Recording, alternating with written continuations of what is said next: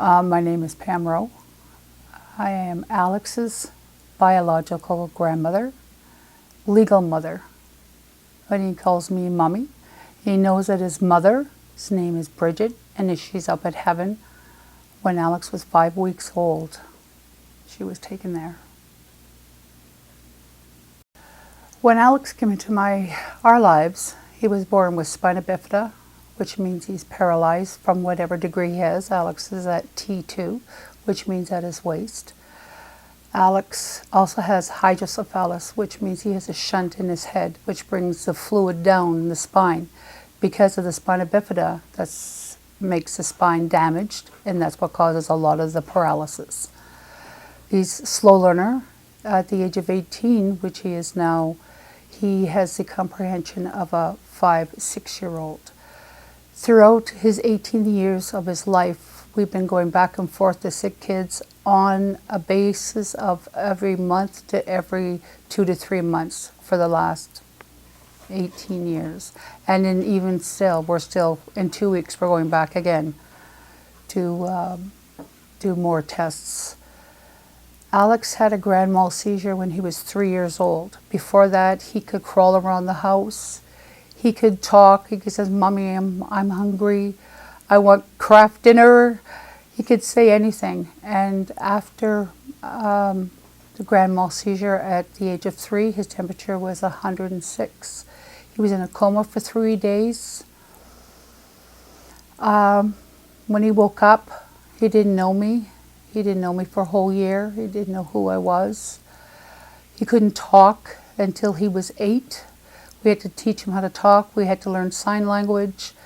It was a struggle, emotional and physical struggle for everyone.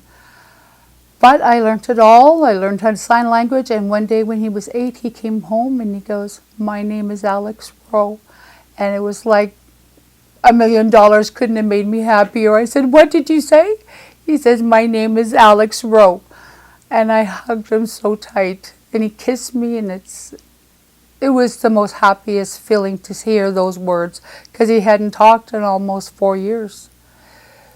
So the health problems just didn't seem as large when that came on. So over the years, Alex's vocabulary expands, even though his intelligence is still low.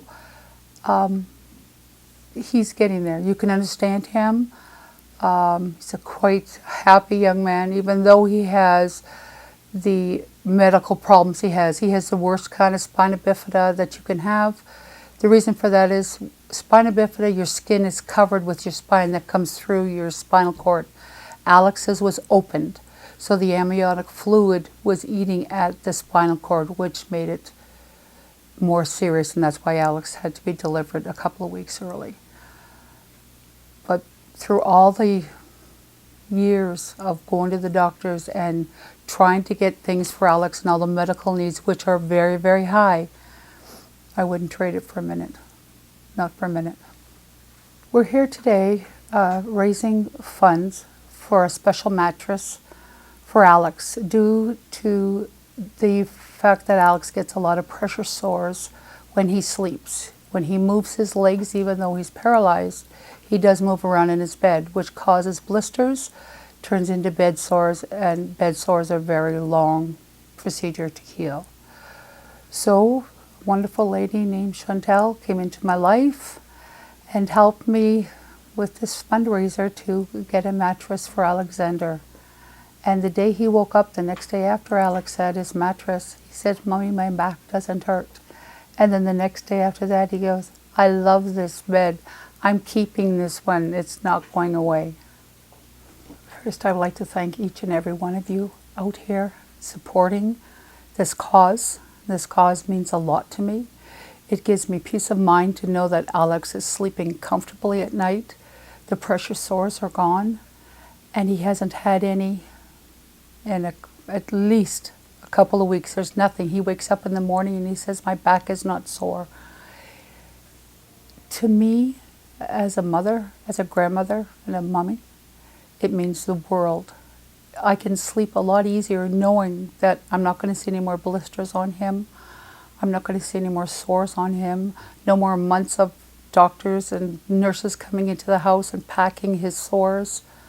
To me, this means the world that each and every one of you have come out and to support Alex and his needs. I've tried on my own and I couldn't get anywhere, and now all of you are here to help Alex and myself to have a better life. And for that, I'd like to thank each and every one of you from the bottom of my heart. Thank you. I want to thank all of the people around us. Thank you very much. I love my pet.